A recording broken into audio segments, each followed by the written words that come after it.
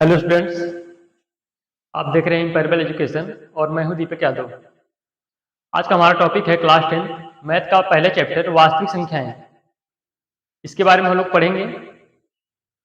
उससे पहले क्लास 9 में आप लोग पढ़ चुके हैं संख्या के बारे में, फिर भी मैं यहाँ पे एक बार रिवाइज करवा देता हूँ। उसके बाद हम लोग चलेंगे इसके उदाहरण पे। पूरा उदाहरण जो है प्रश्नावली 1.1 का इसमें कंप्लीट करेंगे। चलिए देखते हैं। सबसे पहले प्राकृतिक संख्याएं। प्राकृतिक संख्या क्या होती है? गिनती की संख्याओं को हम लोग क्या बोलते हैं? प्राकृतिक संख्या। जो गिनती वाली संख्या होती है वो क्या होती है? प्राकृतिक संख्याएं। गिनती शुरू होती है 1 से तो हो जाएगा 1 2 3 4, ऐसे चलता रहेगा और डॉट डॉट इनफाइनाइट तक। ये होती प्राकृतिक संख्याएं। गिनती वाली संख्याओं को हम बोलते हैं प्राकृतिक संख्याएं। गिनती शुरू होती है 1 से, 1 2 3 4 5 ऐसे चलता रहेगा और लास्ट में कहां तक जाएगा? इनफाइनाइट तक, क्योंकि इसका अंत नहीं होता इसलिए क्या हो जाता है? इनफाइनाइट। उसके बाद है पूर्ण संख्याएं, होल नंबर्स। पूर्ण संख्याएं क्या होती हैं? अगर प्राकृतिक संख्याओं में जीरो को भी सम्मिलित कर लिया जाए तो क्या कहलाता है? पूर्ण संख्याएं। अब प्राकृतिक संख्या शुरू कहां से होती है? 1 से, और यहाँ पे हमें बताना है पूर्ण संख्याएं। अगर इसमें जीरो को भी सम्मिलित कर लिया जाए तो क्या कहलाएगा? पूर्ण संख्या। तो यहाँ पे हो जाएगा 0, उसके बाद 1 2 3 4, ये भी चलता रहेगा डॉट डॉट कहां तक जाएगा? इनफाइनाइट तक। तो हो गया पूर्ण संख्या है। सबसे छोटी पूर्ण संख्या होती है 0 और सबसे बड़ी पूर्ण संख्या क्या होती है? इनफाइनाइट। उसके बाद आते हैं इंटीजर्स, पूर्णांक। पूर्णांक क्या होता है?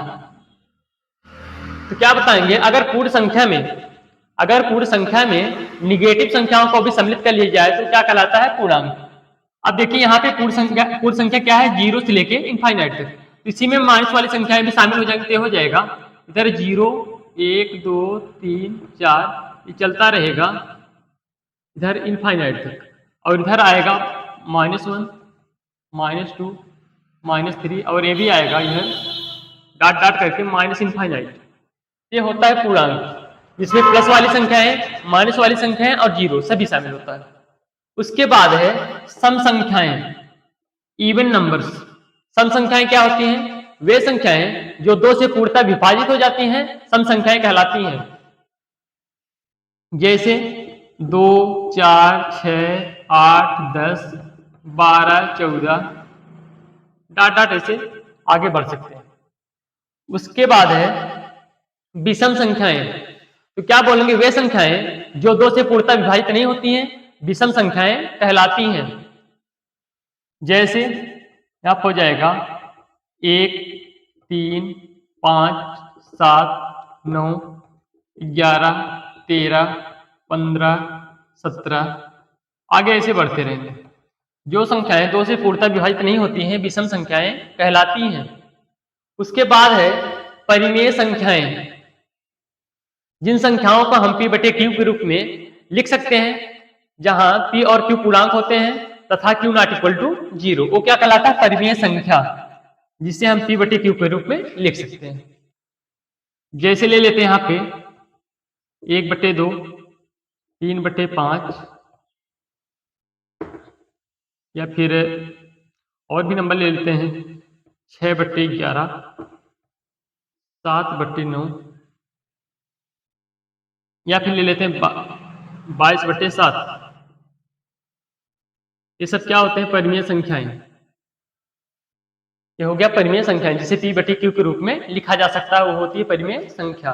उसके बाद है अपरिमेय संख्याएं। तो क्या बोलेंगे? जिन संख्याओं को p बटे q के रूप में नहीं लिखा जा सकता उसे क्या बोलते हैं? अपरिमेय संख्या।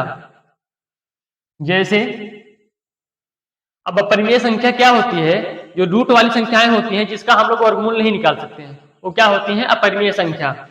जैसे हो गया √2, √3, √5, √7, या फिर पाई भी ले सकते हैं। पाई भी क्या होती है? अपरिमेय। यहाँ पे देखेंगे कि अपरिमेय में तो पाई आ रहा है और परिमेय में 22 बटे 7, जो कि पाई का मान ही होता 22 बटे 7। तो ये क्यों हो रहा है? यहाँ पे देखेंगे अपरिमेय संख्या पाई है और परिमेय में आ रहा है 22 बटे 7। पाई का मान ही क्या होता है? 22 बटे 7। तो ऐसा क्यों हो रहा है कि 22 बटे 7 परिमेय हो गया और पाई क्या है? अपरिमेय। क्या बताएंगे? ये जो पाई है इसका एक्चुअल में मान 22 बटे 7 नहीं होता है, ये माना गया है, इसलिए यहाँ पे 22/7 क्या हो जाता है, परिमेय हो जाता है, और पाई क्या होती है, अपरिमेय होती है। कोई भी पूछेगा क्या बताएंगे, क्योंकि पाई का जो मान होता है ये माना गया 22/7, एक्चुअल में इसका मान 22/7 नहीं होता, इसलिए 22/7 को परिमेय मानते हैं और पाई को अपरिमेय मानते हैं। उसके बाद है अभाज्य संख्याएं।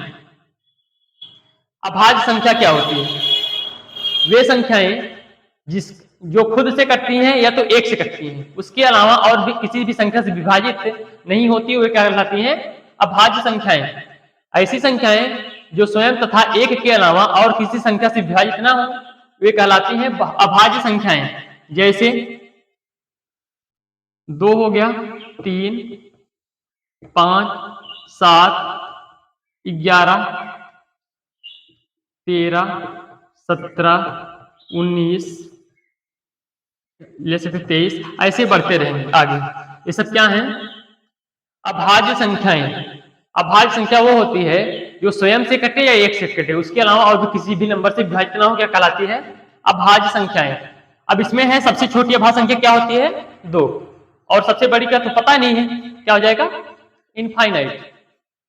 अब यहां पे देखेंगे ये जो 2 होता है ये सम होता है, तो एक ऐसी संख्या है, 2 एक ऐसी संख्या है जो सम भी होती है और अभाज्य भी होती है। तो जो 2 होता है इसे हम लोग बोलते हैं सम अभाज्य संख्या। जो 2 होता है इसे बोलते हैं सम अभाज्य संख्या, ये सम भी होती है और अभाज्य भी होती है। अगर कोई पूछ ले कि बताओ सबसे छोटी विषम अभाज्य संख्या क्या होती है, क्या बताएंगे, 3। सबसे छोटी विषम अभाज्य संख्या क्या होती है, 3, और सबसे छोटी सम अभाज्य संख्या क्या होती है, 2। 2 के अलावा ऐसी कोई भी संख्या नहीं जो सम भी हो और अभाज्य भी हो, केवल 2 ऐसी संख्या है जो सम भी होती है और अभाज्य भी होती है। उसके बाद है भाज्य संख्याएं। भाज्य संख्याएं, भाज्य संख्या क्या होती है, ऐसी संख्याएं जो स्वयं तथा एक के अलावा और भी नंबर से और भी संख्याओं से विभाजित हो जाती है, मतलब कट जाती है, वे क्या कहलाती हैं, भाज्य संख्याएं। ऐसी संख्याएं जो स्वयं तथा एक के अलावा और भी संख्याओं से विभाजित हो जाती हैं, वे भाज्य संख्याएं कहलाती हैं। जैसे लेते 4, 6, 8, 10, 12, 14, 15, ऐसे आगे बढ़ सकते हैं। 4 है, 6, 8, 10, 12, 14, 15, आगे और भी नंबर ले सकते हैं। ये सब क्या कहलाती हैं, भाज्य संख्याएं। भाज्य संख्या मतलब ऐसी संख्या जो स्वयं से एक से तथा उसके अलावा और भी संख्याओं से विभाजित हो जाती है। जैसे यहाँ पे है 4, अगर इसको तोड़ेंगे तो यहाँ पे लिख सकते हैं इसे 4 1 से भी कटता है, 2 से भी कटता है और 4 से भी कटता है, तो वो क्या हो जाएगा, भाज्य संख्या। मतलब खुद से भी कटे, 1 से भी कटे, उसके अलावा और भी नंबर से कटे, वो क्या कहलाता है, भाज्य संख्या। उसी तरह 6 है, 8 है, 10 है, ऐसे और भी नंबर ले सकते हैं जिसके गुणनखंड में 2 या 2 से अधिक नंबर आते हैं, मतलब एक तथा उस संख्या के अलावा वो और भी संख्याओं से क्या हो, विभाजित हो जाए, क्या कहलाती है, भाज्य संख्या। इसमें सबसे छोटी भाज्य संख्या क्या होती है, 4। क्वेश्चन आता है कि सबसे छोटी भाज्य संख्या क्या, क्या बताएंगे, 4। उसके बाद सह अभाज्य संख्याएं, को प्राइम नंबर्स।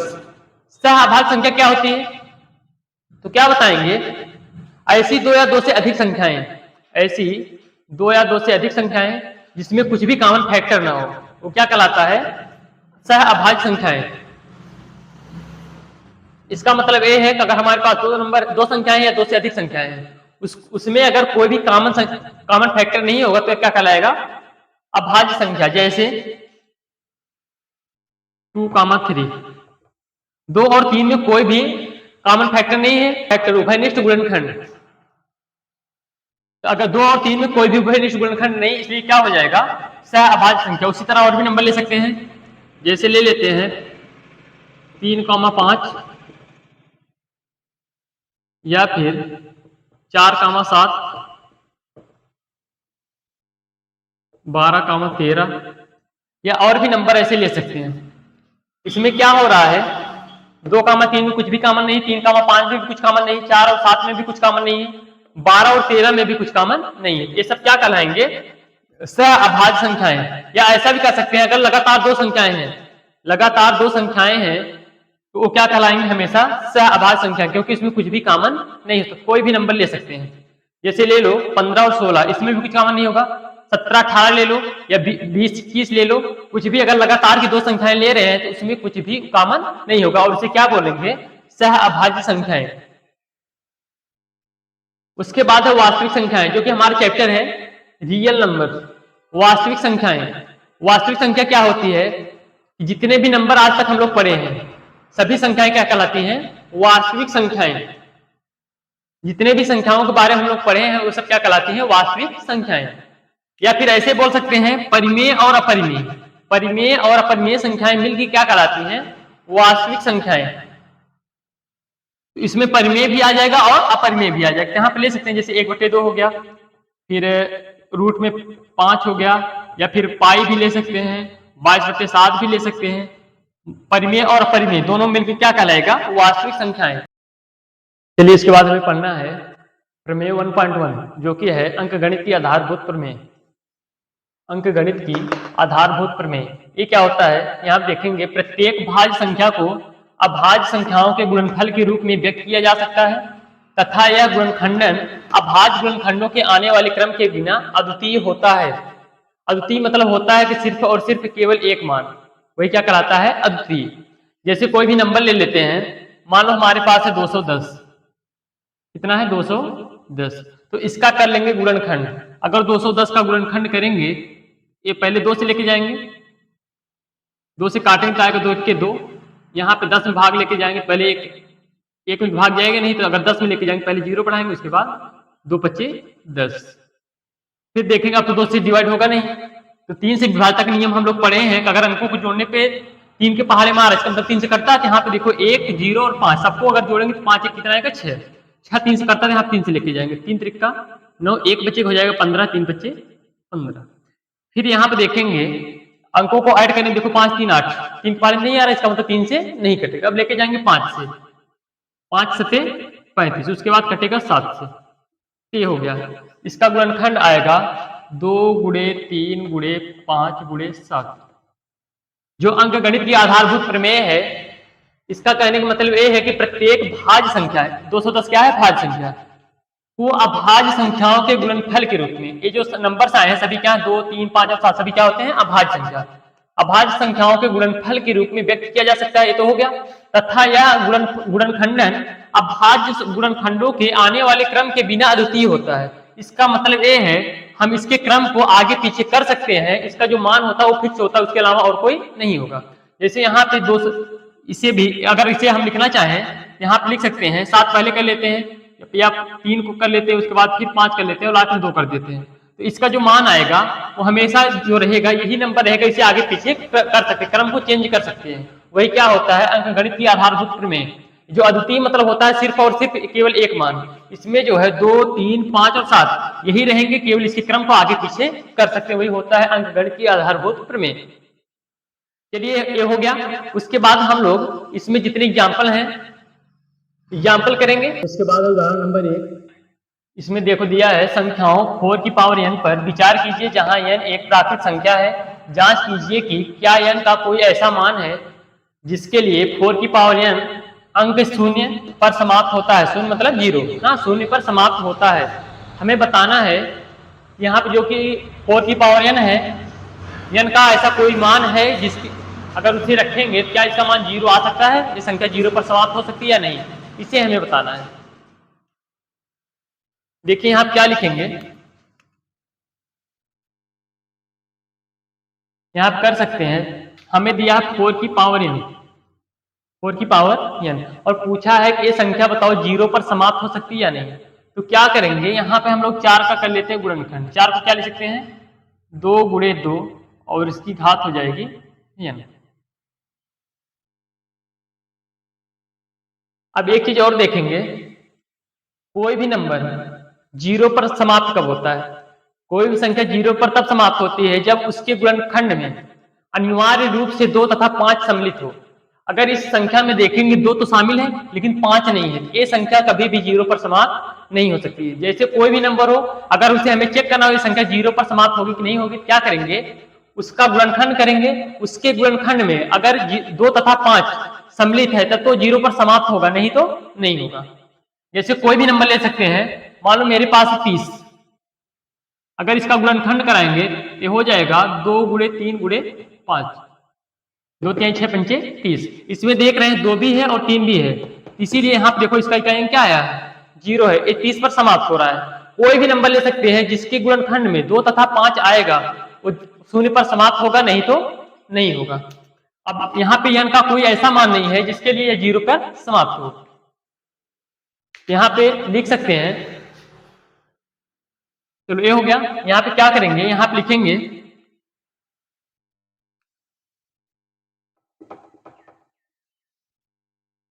कोई भी संख्या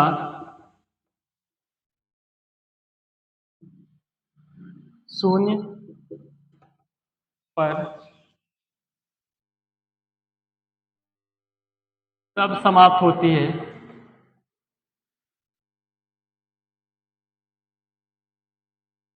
जब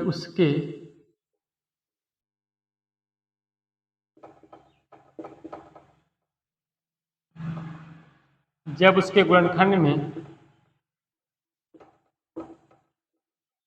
अनिवार्य रूप से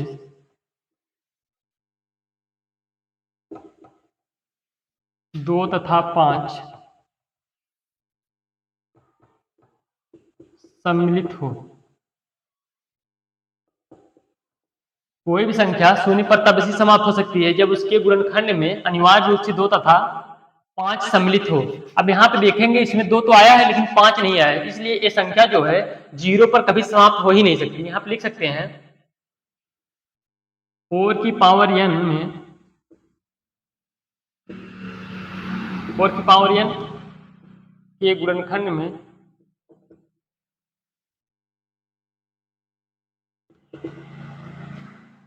दो तो है लेकिन 5 नहीं है। 2 तो है लेकिन 5 नहीं है। अतः n के किसी भी मान के लिए, अतः n के किसी भी मान के लिए संख्या 4 की पावर n 0 पर समाप्त नहीं होगी। 0 पर समाप्त नहीं होगी, इतना लिख सकते हैं। अब कोई भी नंबर हो हम इसका गुणनखंड करेंगे, अगर उसके गुणनखंड में अनिवार्य रूप से 2 तथा 5 आएगा तो संख्या क्या होगी, 0 पर समाप्त होगी। अगर नहीं आएगा तो संख्या 0 पर समाप्त हो ही नहीं सकती। उसका पावर कितना भी रख लो, n के स्थान पर कोई भी नंबर रख लो, उसका मान जो है 0 लास्ट में कभी नहीं आएगा। इकाई n कभी 0 नहीं आएगा, मतलब वो 0 पर समाप्त कभी नहीं होगी। चलिए इसके बाद चलते हैं एग्जाम्पल नंबर 2 पे। संख्याओं 6 और 20 के अभाज्य गुणनखंड विधि से HCF और LCM ज्ञात कीजिए। सबसे पहले हमें क्या करना है, 6 और 20 का अभाज्य गुणनखंड करना है। उसके बाद हमें बताना है इसका HCF कितना आएगा और LCM कितना आएगा। तो सबसे पहले इसका कर लेते हैं गुणनखंड। अगर 6 का गुणनखंड कराएंगे तो ये आएगा, 6 को लिख सकते हैं 2 गुणे 3, तो इसका हो जाएगा अभाज्य गुणनखंड। अभाज्य गुणनखंड मतलब होता है इसे अभाज्य संख्याओं के रूप में तोड़ना है। अब यहाँ कितना है 20, इसे लिख सकते हैं 2 गुणे 2 गुणे 5, 2 दूना 4 पच्चे 20। अब क्या कराएंगे, हमें कहा है कि इसका क्या निकालना है, HCF और LCM ज्ञात करना है। तो क्या कर सकते हैं, अगर इसका हमें निकालना है HCF, हमें निकालना है HCF और LCM। यहां ध्यान से देखेंगे, अब इसमें हमें बताना है HCF माने होता है मासा और LCM माने क्या होता है लासा। HCF मतलब होता है ऐसा छोटा सा छोटा नंबर जो सब क्या हो, दोनों में कॉमन हो, वही क्या कहलाएगा HCF। मतलब ऐसी संख्या जो दोनों में मिलती हो। यहां आप देखो कर सकते हैं, जो 2 दिख रहा है ये इन दोनों में मिल रहा है, तो HCF हमारा क्या हो जाएगा, और कुछ मिल नहीं रहा है, HCF हमारा क्या हो जाएगा 2। उसके बाद हमें निकालना है LCM। LCM मतलब होता है जो दोनों मिलेगा उसे एक बार लिखना है, बाकी जो नहीं मिलेगा उसे भी हमें लिखना है। दोनों मिला तो उसे लिखेंगे एक बार, गुणे में यहाँ देखो 2 है, हो जाएगा 2 गुणे, यहाँ बच रहा 3 और यहाँ पे 5, सबका मल्टीप्लाई करा लेंगे। यहाँ पे कितना हो जाएगा, 2 दूना 4 3 12 पच्चे 60। ये हो जाएगा इसका आंसर। क्या करना है, जो दोनों में मिलेगा वो क्या कहलाता है, HCF। जो भी संख्या दोनों में मिलेगी वो क्या कहलाएगी, HCF। LCM क्या होगा, जो दोनों मिल रहा है उसे एक बार लिखना है और जो नहीं मिल रहा उसे तो लिखना ही है। जैसे यहाँ पे 2 दोनों में है तो उसे एक बार लिखे, उसके बाद यहाँ पे 2 बच रहा तो इसे लिखेंगे, फिर 3 और 5 सबका गुणा करा लेंगे तो क्या हो जाएगा, LCM कहलाएगा। या इसका एक और तरीका है, यहाँ पे ऐसे देखो लिख सकते हैं, 6 को क्या लिखेंगे, 2 गुणे 3, और यहाँ पे 20 है 2 गुणे 2 गुणे 3। अब क्या कर सकते हैं, इसे 2 बार आए तो इसे लिख सकते हैं 2 की घात 2 गुणे में 3, इतना हो गया। अब यहां से क्या करना है, अगर यहाँ पे इसकी घात कुछ नहीं मतलब 1 कर सकते हैं ऐसे 3 की पावर 1। अब देखो अगर हमें इसे बताना पड़ेगा, इसका बताओ HCF। अब देखो दोनों में क्या मिल रहा है, इसमें भी 2 और इसमें भी 2 है, तो क्या देखेंगे, यहाँ पे 2 यहाँ पे 2 है, और दोनों में छोटी पावर किसकी है, छोटी पावर किसकी है, 2 की घात 1, यहाँ पर हो जाएगा 2, इसका क्या हो जाएगा HCF। अगर हमें निकालना है LCM तो क्या करेंगे, जो दोनों में मिल रहा है उसकी सबसे बड़ी घात, दोनों में क्या मिल रहा था 2 और यहाँ पे 2, दोनों में सबसे बड़ी घात क्या है, 2 की घात 2, तो यहाँ पे लिखेंगे 2 की घात 2, और जो नहीं मिल रहा उसका गुणा कर लेंगे। यहाँ पे 3 है, यहाँ पे 1 मिनट, यहाँ पे 3 नहीं यहाँ पे 5 है, यहाँ पे क्या बच रहा है 3 और यहाँ पे 5, हो जाएगा 3 गुणे 5, यहाँ पे 2 की घात, यहाँ पे 2 की घात 2, क्या आएगा, 2 की घात 2 का मान 4 गुणे 3 गुणे 5, 4 3 12 25 60। तो दोनों तरीके से निकाल सकते, चाहे इस तरीके से निकालो चाहे इस तरीके से निकालो। चलिए इसके बाद चलते हैं उदाहरण नंबर 3 पे। इसमें कहा है कि अभाज्य गुणनखंड विधि द्वारा 96 और 404 का HCF ज्ञात कीजिए और फिर इनका LCM ज्ञात कीजिए। तो क्या करना है हमें, 96 और 404 इसका करना है गुणनखंड, इसका करना है अभाज्य गुणनखंड। क्या करेंगे, यहाँ पे देखो सॉल्यूशन में लिखेंगे 98, इसका हमें करना गुणनखंड और 404 का साइड में कर लेते हैं। अगर देखो यहाँ 96 का गुणनखंड कराओगे तो पहले 2 से कटेगा, आएगा 2 चौके 8, यहाँ पर हो जाएगा 16, 2 अट्ठे 16, 2 से लेके जाएंगे 2 दूना 4, 2 चौके 8, फिर 2 से लेके जाएंगे 2 1 2, 2 दूना 4, 2 छक्के 12, 2 तिहाई 6, और 3 से लेके जाएंगे तो आएगा 1। यहाँ देखो लिख सकते हैं 2 गुणे 2 गुणे 2 गुणे 2, कितनी बार, 1 2 3 4 5 बार, उसके बाद हो जाएगा 3, और यहाँ 404 है, अगर 404 का गुणनखंड करेंगे ये 2 से कटेगा, 2 दूना 4 0, 2 दूना 4, फिर 2 से काटेंगे तो आएगा 2 1 के 2, 2 1 के 2, और 101 अभाज्य संख्या होती है तो 101 से ही कटेगा, 101 1 के 101। यहाँ पे लिख सकते हैं 2 गुणे 2 गुणे 101। चलिए इतना हो गया।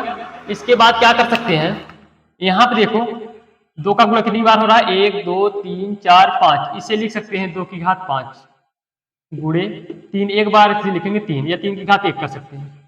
अब यहाँ पे 2 का गुणा कितनी बार हो रहा है, 2 बार, इसे लिख सकते हैं 2 की घात 2, ये तो रफ वाला का उधर वाला, यहाँ पे 2 की घात 2 हो गया गुणे में 101। अब हमें इसका निकालना है HCF। अब देखिए ध्यान से देखेंगे, जो दोनों में मिलता है ना वही क्या होता है HCF। दोनों देखो कौन सी संख्या मिल रही है, 2 इसमें भी 2 इसमें भी है। अब जो दोनों मिलता है और जिसकी पावर छोटी होती है, जिसकी घात क्या होती है, छोटी होती है, वही क्या होता है HCF। अब 2 की घात 5 और 2 की घात 2 में छोटा कौन है, 2 की घात 2, यही हमारा क्या हो जाएगा HCF। और 2 की घात 2 को लिख सकते हैं, 2 की घात 2 मतलब 2 गुणे 2 बराबर आएगा 4, ये हो गया हमारा HCF। उसके बाद हमें निकालना था LCM। देखिए एक बार फिर से बता देते हैं, यहाँ पे क्या करोगे, HCF मतलब होता है जो संख्या दोनों मिले, जैसे यहाँ पे 2 है और यहाँ पे 2 है, 2 दोनों मिल रहा है। HCF मतलब होता है जिसकी घात छोटी हो, 2 की घात यहाँ पे 5 है, यहाँ पे 2 की घात 2 है, तो छोटी वाली कौन सी घात है, 2 की घात 2, यही इसका क्या हो जाएगा HCF। और 2 की घात 2 का मान क्या होता है 4। LCM में क्या होता है, जो दोनों में मिलता है और जिसकी घात बड़ी होती है उसे लेते हैं। 2 की घात 2 और 2 की घात 5 में बड़ा कौन है? 2 की घात 5। बाकी जो बचते हैं उसका भी मल्टीप्लाई कराते हैं। अब क्या बच रहा है? 3 गुणे यहाँ कितना बच रहा है? 101। सबका करा लो मल्टीप्लाई, गुणा। हमें पता 2 की घात 5 का मान क्या होता है? 32। कैसे? यहां देखो अभी निकाले ना, 2 की घात 5 मतलब कि आ जाएगा 2 गुणे 2 गुणे 2 गुणे 2 गुणे 2। कितनी बार गुणा कराना? 5 बार। 1 2 3 4 5। 2 दूना 4, 4 दूना 8, 8 दूनी 16, दूनी 32। 2 की घात 5 का मान क्या होता है? 32 गुणे 3 गुणे में आएगा 101। और 32 का गुणा 3 में करेंगे तो आएगा 32 तियां 3 दूना 6 और 3 तिक्का 9। 96 गुणे 101।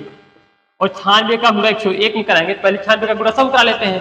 96 गुणे 100 करोगे आएगा 96, 96 100 और 96 का गुणा फिर 1 में कराओगे आएगा 96। तो ये हो जाएगा 9696। ये हो जा हमारा हो जाएगा एलसीएम।